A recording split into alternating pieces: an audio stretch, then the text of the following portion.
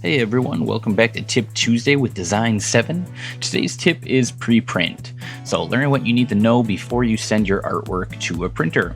Now this can relate to younger designers, new designers, or anybody that's trying to tackle their own design at home. So I'm going to pull up an invite here. This is just a wedding invite that I made. The main three things that you're going to want to check before sending it to the print is font, margins, and bleeds. Those are going to be the most important things to double check before you send it to the printer, just to make sure nothing's going to be cut off or cut in the wrong spot or fonts changing. So jumping right into it, we'll start with fonts.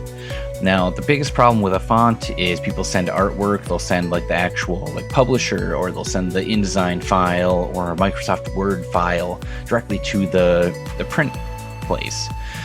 And the one issue that places like that have with people sending those files is that sometimes they don't have the font that customer had.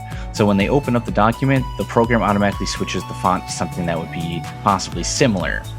Which you can run into cases where things don't look good, or text gets cut off or clashes with other text. So good practice is to always send PDFs to a print place, or you can create outlines, which create an outline just makes a font basically a shape. So as you can see over here on the right side, I can click into this, I can edit this text, I can type in different letters. That one you can edit.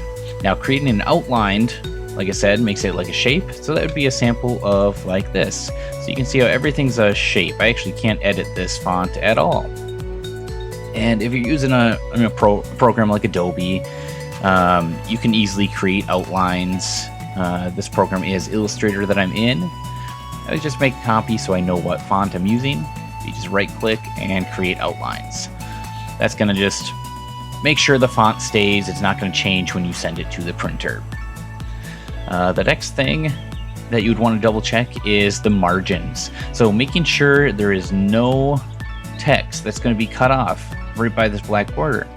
And a good rule of thumb is having about a 3/16 or 0.1875 inches away from the edge. If you want to be extra safe, you could do 1/4 inch, but you don't usually need that for the printers. So what you can do, sometimes even you can just make a box. So just make a little white square here, and you can kind of just drag it just around the edges. Make sure no important information is going to be cut off. So you'll see if anything shifts, this is going to be your margin, your safe zone, all the way around. And you can even drag some guides in at the top and bottom.